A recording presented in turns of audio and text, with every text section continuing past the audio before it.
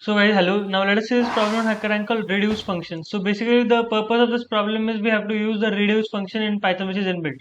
And the difficulty level of this problem is medium. I don't know why. Actually, I'll tell you why I think.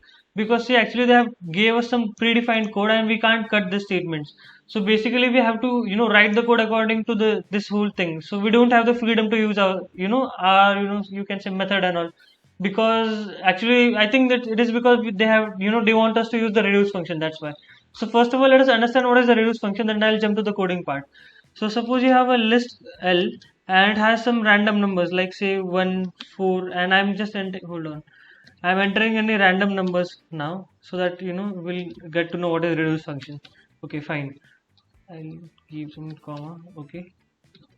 Now let us do one thing. Let us use the reduce function. So what I'll do, and for using the reduce function, I need to import it.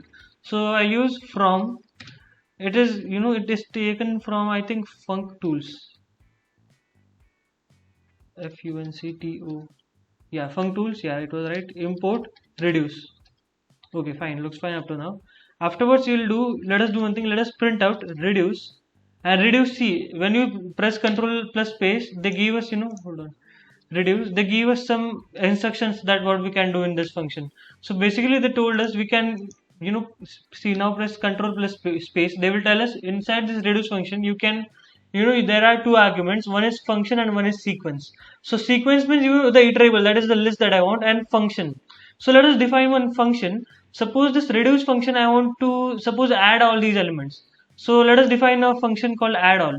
So I'll just define a function or adder. This is the function that is going to add, and I'll pass two arguments inside this function. And what it's going to do is it will simply return. Wow, I'm not able to type today. So it is going to simply return a plus b. That's all that is going to do. So adder. Now see inside this reduce, as I told you all, we want these two arguments, function and sequence. The function I defined it because I want to add all these elements. So I'll just write adder, which is going to be the function. And inside this, I see I don't need any parentheses now because I want to add all them, and I want to add them together. Because while addition, remember we add two numbers at a single time. That is when we add 1 plus 5, that is 6. Then we do 6 plus 3 and all. But inside this, we are not doing like that. So after this adder, what I want to do is, as they told us, we have to use a function and a sequence. So the sequence that we want to add is L. That is whether the function is going to get operated on this iterable L. And let us do one thing. We print it out so it looks fine. So see it printed out 30. Now you'll have to trust me that it's right. So let us do one thing. Let us still print out sum of L so that we understand if it's right or not. Yeah, 30. So it is right.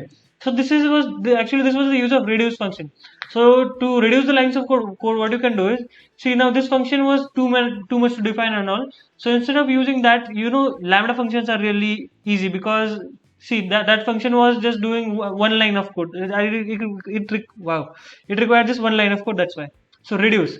So what I'm going to do is just write lambda of a and b, which are the arguments, and what is going to return is a plus b, and that's it. Hold on, yeah. Now let us run this code. See it printed out 30. So still it works. So basically inside reduce you can use lambda functions as the function and L as the iterable or the sequence that you want. So I think this is too much about reduce function. Now let us jump to the coding part of what the problem is does actually say to us. So I'll just copy this whole code so that I work according to their logic and all to use the reduce function. Okay. So fine, let us do one thing. Let us see the input format. It is okay. We are just taking 3, then 1 comma 2, and just we are taking the fractions, right? And we just have to multiply them. Fine. So now let us see what they want. Fractions. This is a empty list. So for underscore in range will be the n that they told us. Fracs dot append. So in this statement, in this for loop, we are going to append some value to the fraction.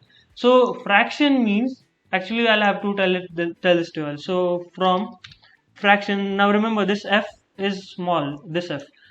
From fractions import fractions with a capital F, fraction. Now let us do one thing. Let us print out fraction of, actually I'll do one thing. I'll just write p equals to fraction of say 0.625. I think it is 5 by 8. Okay, I did something wrong, some mistake. Yeah, it is 0.625. Okay, and I want to print it, right? I didn't print out p. So let us print out p so that we understand if it is right or wrong. So see, we got the fraction that is 5 by 8 of 0.625. So to get the numerator, because they have told us to get the numerator and denominator of 5 by 8, right? Because actually 5 by 8 we'll have stored it into our list, and we want 5 and 8 to be the, actually 5 is the numerator and 8 is the denominator in this way, that's why. So to get the numerator and denominator, just write p dot numerator and denominator, and that's it. So just give p dot, and just by giving comma, just write p dot denominator and run this code. So see, it printed out 5 and 8. We got the numerator and denominator. So this was the use of fraction in this problem. We'll have to see now what to do. So see, fraction of, they have already took. Actually, I'll do one thing. I'll just print out fracs now for the time being. I don't want the result and all. So let us do one thing. Let us print out fracs, this whatever they want. Okay, fine. And yes, inside this I'll have to define something. So hold on. So see, first of all, we're taking some input and we are appending some value of fraction into this thing. Okay, fine. Now, okay, I don't want this all. So hold on. Yeah, I'll just run this code, and I need the sample input. So I'll just copy this whole thing and paste it over here so that we understand what is happening. So see, it printed out 1, 2 as fraction of 1, means you got it, right? 1, 2, 3, 4 and 5, 3. We got it. So afterwards, what they want is, see, they're just taking result equals to product of fracs. I'll just copy this whole thing and paste it again so that I don't have to type it again and again.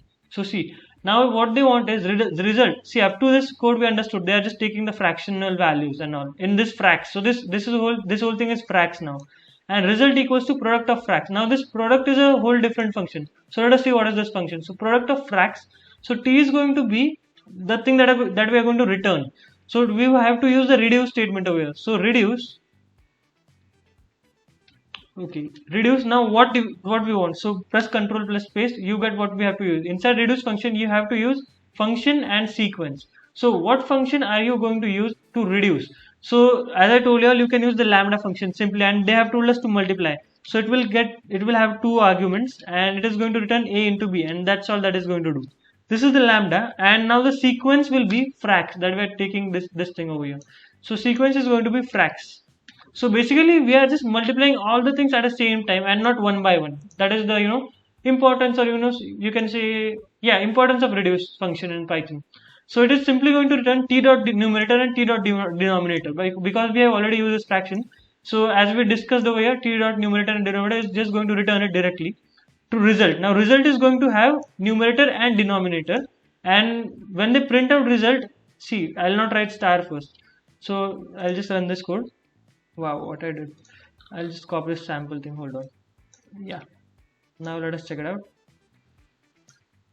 Yeah, see. So it printed 5 and 8. So that is what we wanted. But actually, to you want 5 and 8 on a single line by spaces. So for that we use the unpack thing. I don't know what it is called, but we just write star before it so that this whole tuple gets unpacked.